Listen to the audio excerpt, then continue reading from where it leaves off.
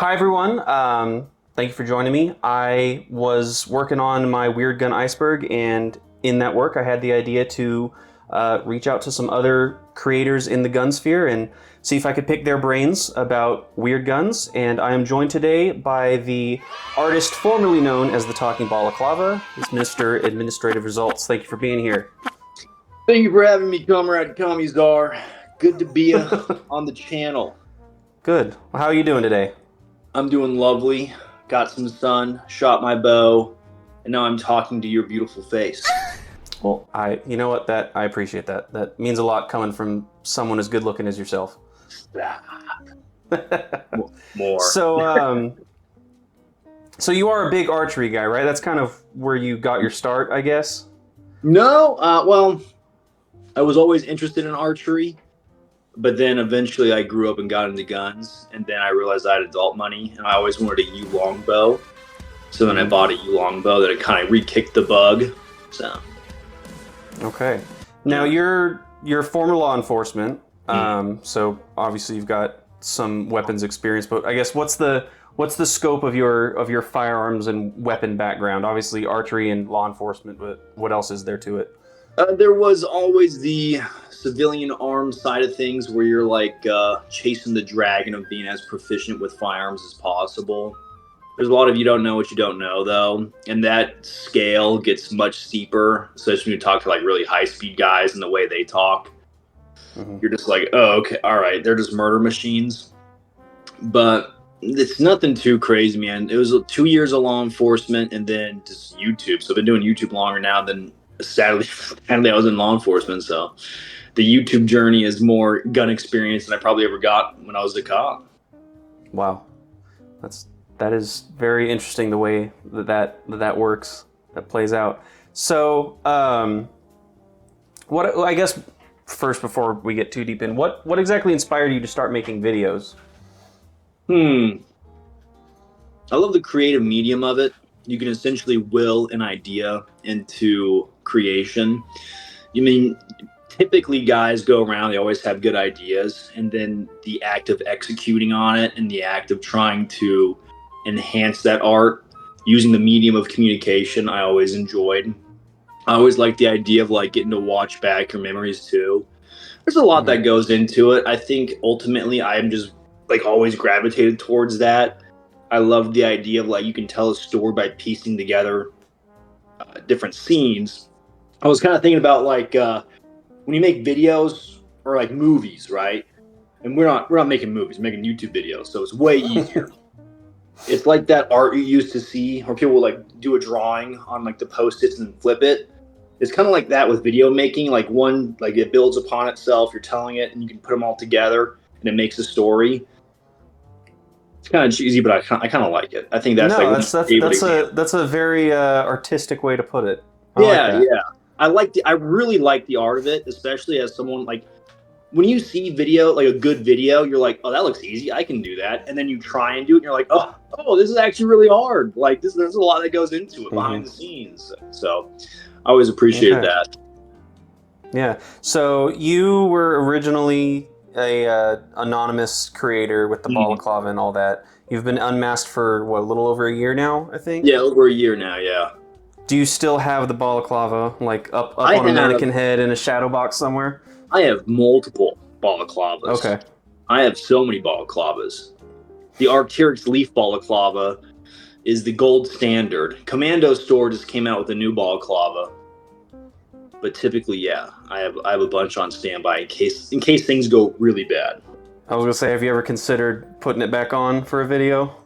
Cat's out of the bag. It'll probably show back up. It showed back up in my Christian Craighead video because that's what inspired it. Okay. Very cool. Very cool. Okay, so final question before we get into the meat and potatoes. I've heard that the name Administrative Results comes from the South African private military executive outcomes. Is there any truth to that? Especially because a lot of your earlier videos had, well, a lot of your videos, but mostly your earlier ones had to do with like Rhodesia and Blood Diamond. You even made an Elysium video, which is directed by a South African. So I've got to ask, what are your ties to South Africa? I can neither confirm nor deny my brew. Yeah. What are you trying to get at, huh? I'm not making any claims. I'm just curious. You'll be hearing from my lawyer. Next question. Okay.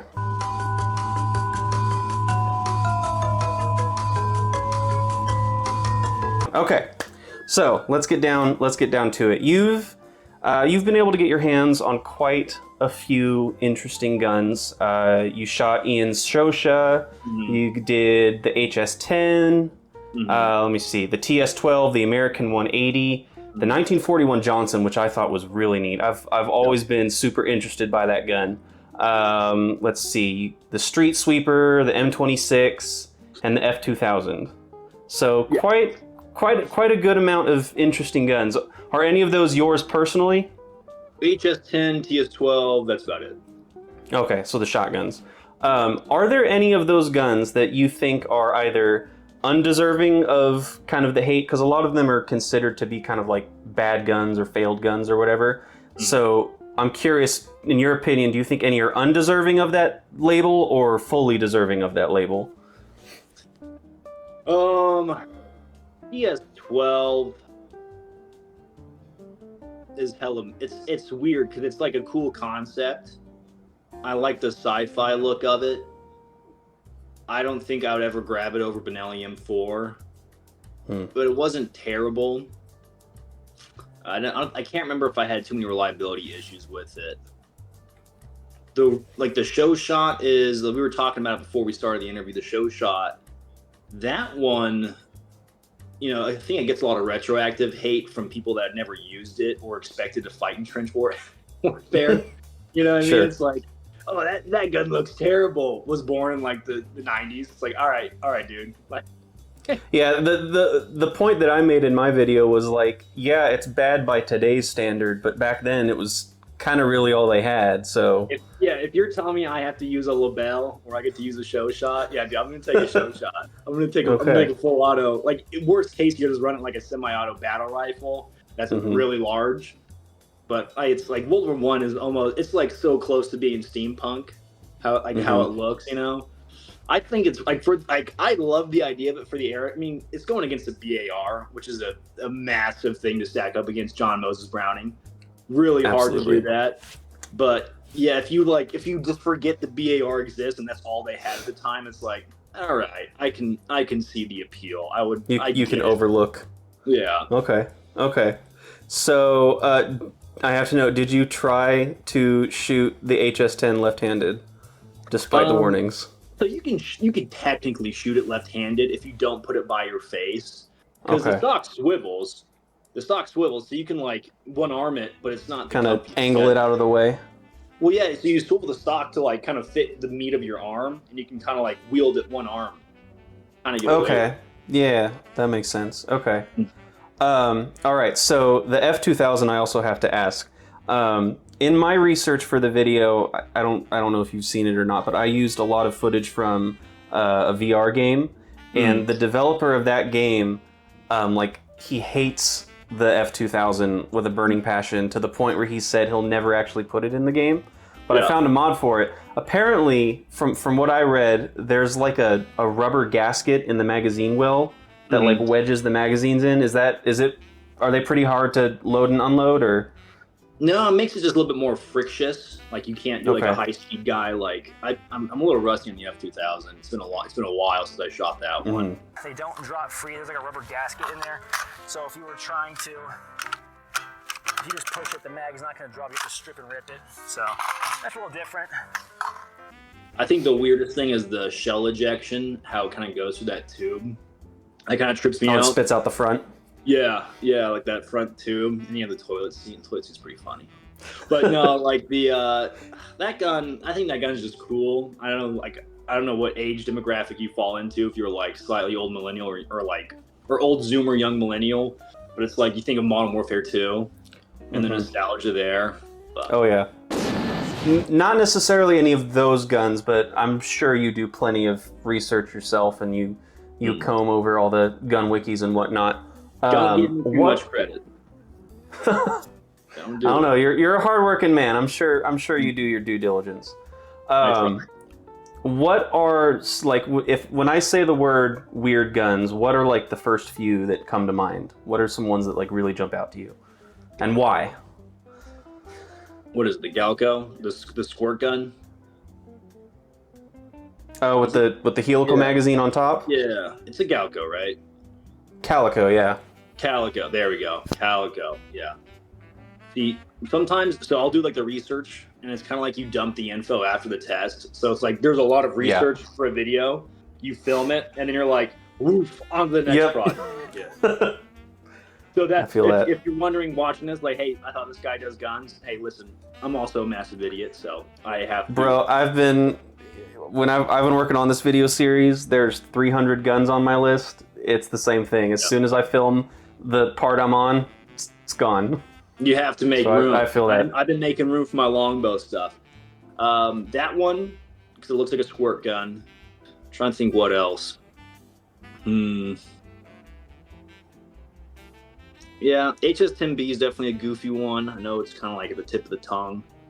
And I don't remember, is yours the one with the flashlight built on, or? So it's the B model. So it's not like the built-in frame one. It's like the screw-on flashlight, which I like that a lot. I'm trying to think what else. It's totally blank. I think like the PM63. That one's pretty goofy.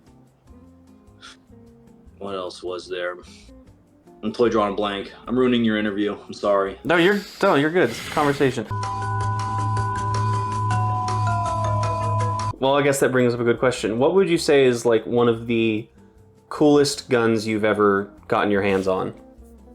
My top two favorite, probably the MG42 and the MP7. Oh, dang. Yeah, I mean, well, the minigun's pretty cool too.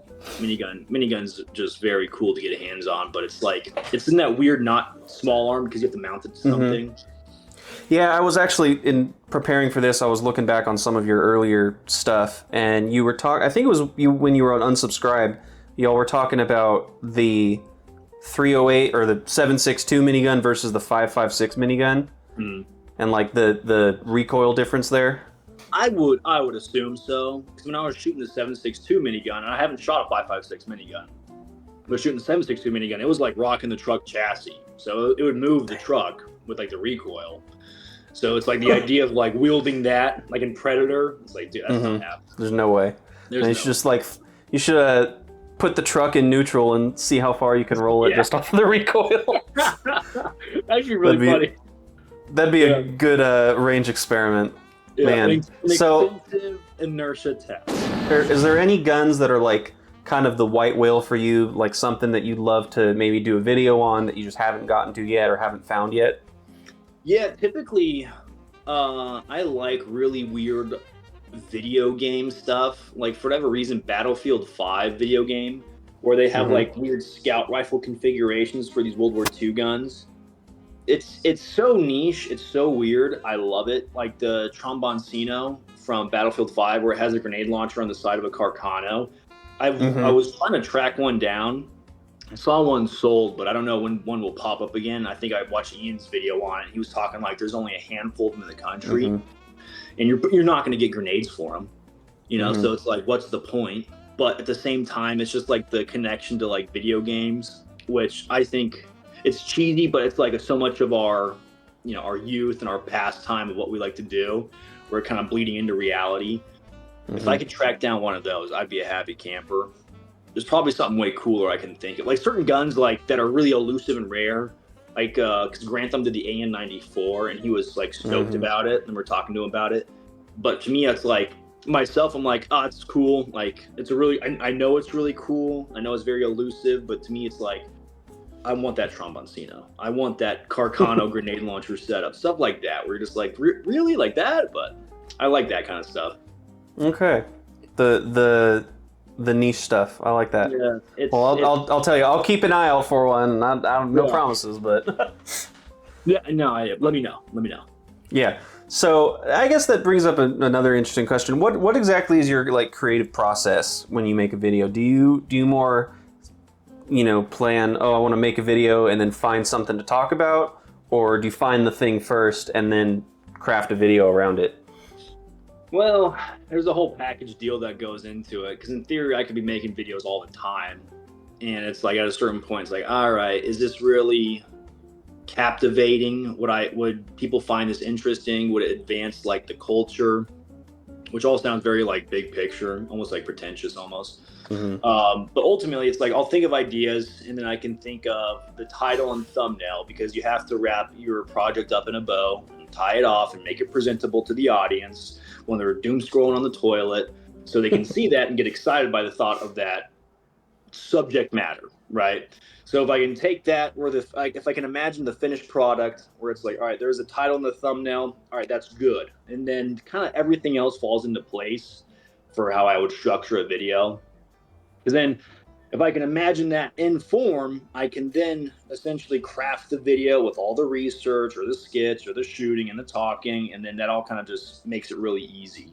Where it's like I've kind of gone out of order of that, where like people would think like, oh, you do the title and thumbnail last. That's not how I do it anymore.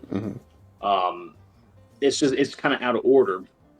But now it's like I've tried to do videos where I don't do the title and thumbnail like in my head first, and then it's always like, how do I like package this for the audience to like really get excited by it and stuff. That's essentially the process there. There's no secret sauce. It's just like the grind of constantly making videos. Sure. You've often revealed that you're a big movie guy, big video game guy.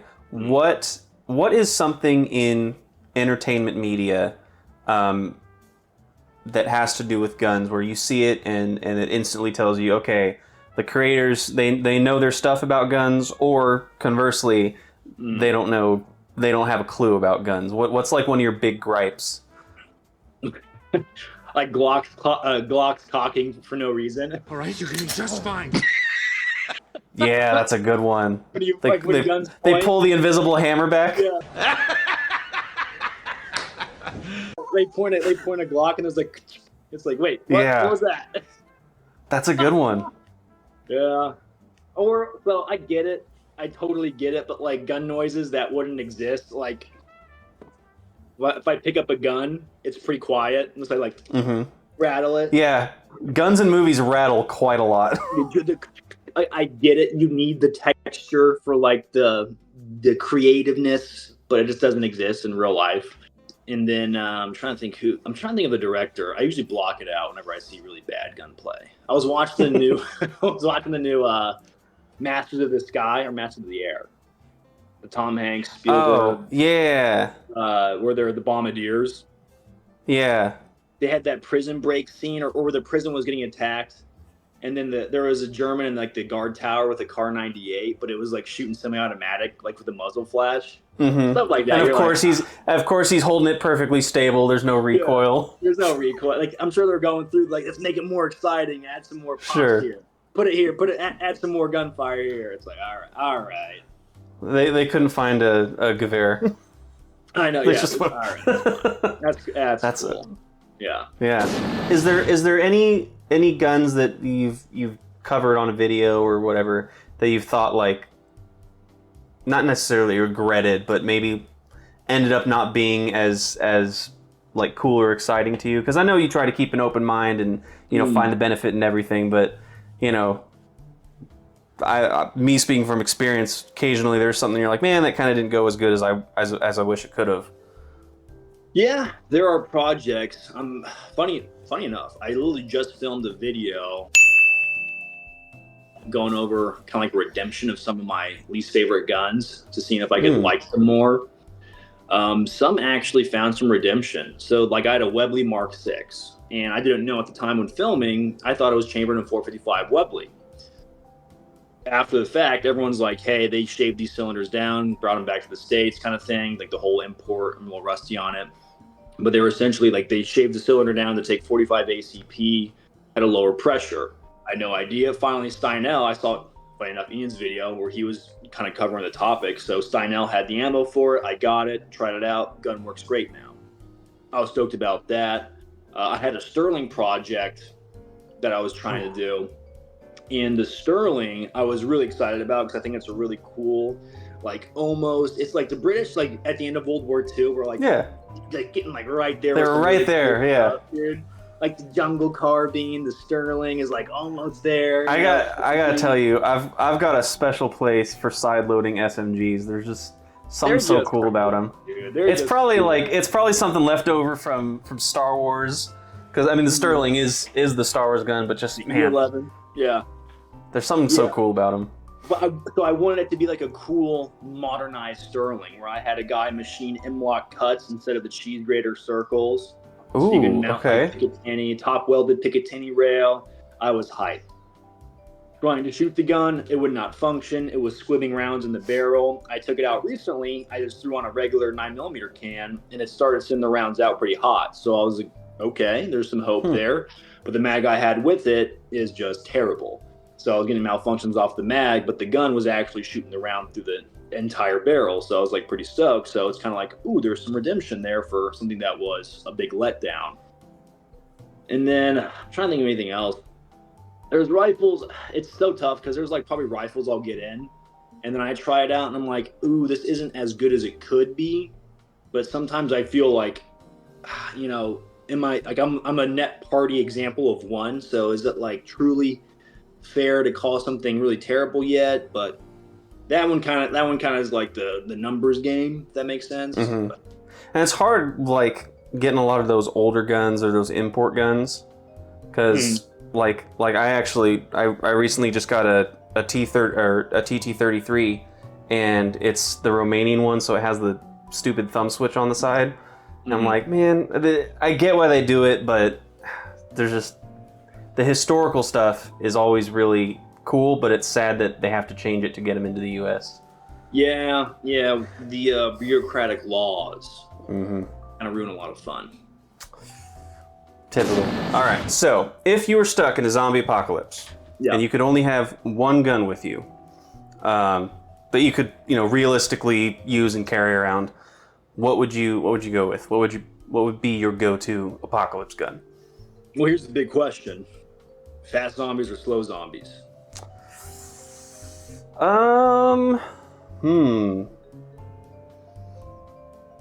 That is a good question. Not quite World War Z Left 4 Dead, but let's say like 28 Days Later zombies. If I'm recalling correct, if we're going off that, 28 Days Later zombies, weren't body shots technically killing them? Yeah, I think they did. Okay. Yeah, and they weren't like shufflers, but they weren't exactly sprinters either. Yeah, like they had some violence of action to them. Like they'd move pretty quick. Sure. If I recall correctly. Yeah, that one's tough. I think I'd probably just stick to a try. If we're going with those kind of zombies, I would probably go with that's tough. Because if there's a swarm, then things would get really hairy. Like something, like I'm kind of torn where I'm at. Where I'm at, Darth, where I'm at. Kind of torn between a Benelli M4, but that could get hairy. Because what if the blood infects me? So if I'm repainting the walls with like these zombies, and then I catch some blood in my eyes or mouth, splatters on you. Right? Yeah. So my alternative is just going classy Car 15. Right, maybe something suppressed, because I'm still worried about other humans. That's what scares me more, is other people. Like if they're the slow zombies from The Walking Dead, dog, I'm just gonna like eat a good breakfast and go out there with the sword and the shield and kill like 800 of them. Right? Sure. Just take your time. If they're the fast zombies, dude, I am actually scared. But if I can body shot them, I'll probably just go with like a 5.56. Okay. You've put a little bit of thought in this before, haven't you? Well, yeah, I mean, you think about it, like the slow zombies, like in America, like when you watch The Walking Dead with slow zombies, dude, if they had slow zombies, we would still have to go to work. They'd be like, hey, just bring a gun. Oh, hey, dude, there's a zombie outside. Can you go kill it? It's your turn. It's like, yeah, I got it. You're probably right, yeah. In America, like the average American dude has like 50 guns. Not the average, but like that's what it feels like. Yeah, I've seen some of those guys' collections. They sure bring the higher average up. Yes. Yeah. What is, in your opinion, the worst gun ever made? Be it mechanically, ergonomically, whatever. That's tough. So you can obviously think, I'm trying to go big brain. You can obviously think like a High Point or like the lower tier handguns are obviously bad. Mm-hmm. Your Saturday specials. Right. They offer a very cheap lethal option at the expense of poor quality. Mm-hmm. So it's like that's what they were intended to do, is like be super cheap but like barely work. So it's like, well, you can't really fault them for that. Like, what in my head I'm trying to think of like a gun that was hyped up to be super duper good but then ends up just really sucking. Like, that's what I'm trying to think of, where it's like everyone gassed the gun up, made it seem really cool, and then once we all got our hands on it, like, it sucked. Well, that actually kind of reminds me of the 1941 Johnson, because I've seen in different Reddit posts and forums or whatever, everyone's like, oh, it's better than the M1 Garand, it's better than the M1 Garand, but like, there's a lot of flaws to it. I mean, you've got to shoot one. What's your opinion on that? I think they're cool, historically very interesting. And I'm sorry to blow past your question. We're talking about Johnson. I think like that box, like cylindrical box mag setup, I don't think it's superior to just running an N block. Sorry. So in my mind, right, if you take the Grand Action, which is on the wall back there, you have a simple N block clip, 8 rounds. Pretty hard to mess that up compared to like what I recall of like you have to still use 5-round strippers on the Johnson. I don't know, I like the idea of it, but I feel like there's more chance for things to go wrong on the Johnson. Interesting. Okay. That's my thought. I mean, if I was a Marine early Pacific and it was like, hey, do you want to maintain a Johnson at like it's a little bit more complicated than just a Springfield or a 1903, I'd be like, yeah, I'll still take the Johnson. I'd rather have a 10-round semi-automatic 30-06 rifle. I still think the Grand, like the simplicity is, to me, I'd rather have that. So. Okay. Are you more team AR or team AK? Probably definitely more team AR. It's okay. Like it's just it feels more natural. I do enjoy the AK though. The AK is really fun to run. I've been playing around with the 5.56 AK. That's been a lot of fun. Been running a lot of 5.56 now, so that's been a fun experience. It's a fun running them, like compared to like there's like running an AR, like there's something about running an AR where it feels like it feels like you're trying to be high speed because you're running an AR. Like there's still something like it's just like doesn't feel as fun as when you run an AK, where it's like you feel aggro, you feel like you got something in your hand. It doesn't make any sense, but it's like this weird game in your head. I think I know what you mean. Yeah. Okay, so I gotta ask, what's with the hat? Oh, I thought it'd be funny. I had another hat on, okay. But it wasn't as interesting. I thought it'd be a good time. Okay. What is the hat? I mean, I can see a red star on it. Is it? I think it's a Soviet hat. Oh, it's a Soviet hat. Okay. I want to say my dad had it, and then I got it. My hair's a very mess. Cool. I need to hide my hair. It's got like some markings on the inside. Wow, that's cool. I don't know if it's legit or not. It looks like it might be. Yeah, maybe. But I thought it'd be good for showbiz.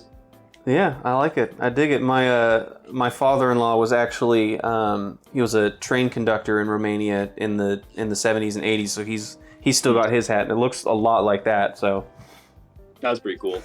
Yeah, he is really good at finding ways to turn conversations into why communism's bad. So he's really good at it, and I love it every time. It just hasn't been implemented the right way. That's all.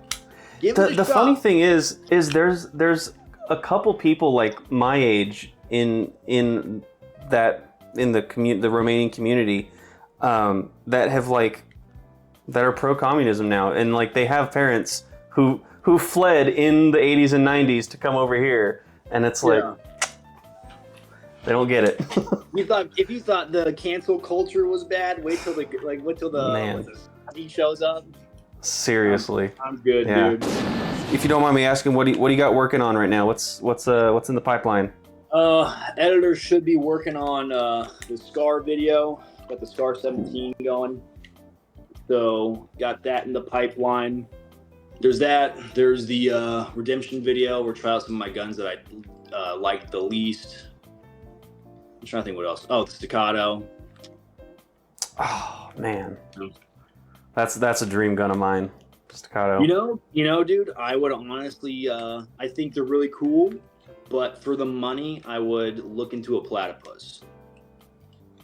Okay. So it's like probably half a Staccato cost, and you can use Glock mags. Yeah, that's what, Rock Island?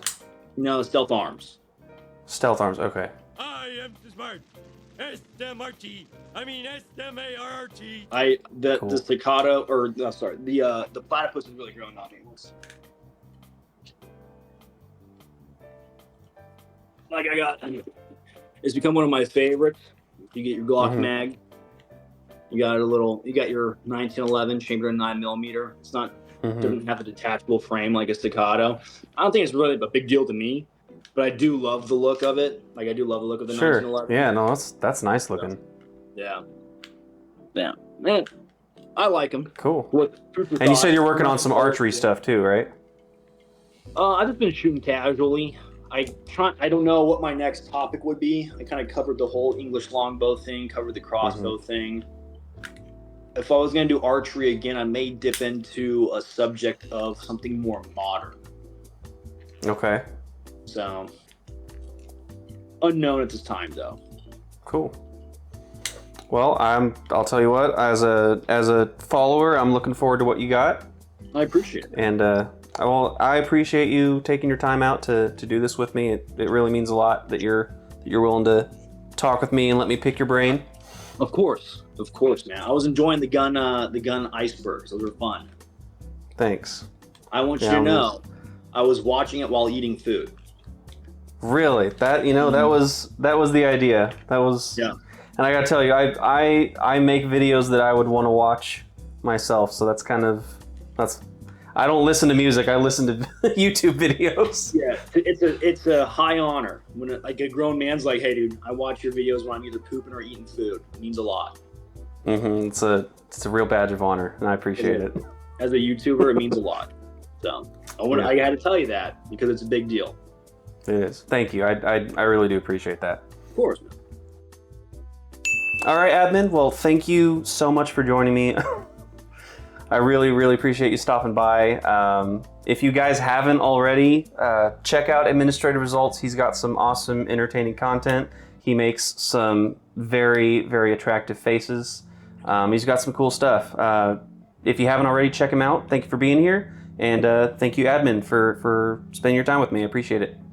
Thank you, Darth. It's been a pleasure and an honor. Pleasure's all mine. Godspeed, comrade. Likewise. That's how you YouTube, Sweet. baby. That's how you do it.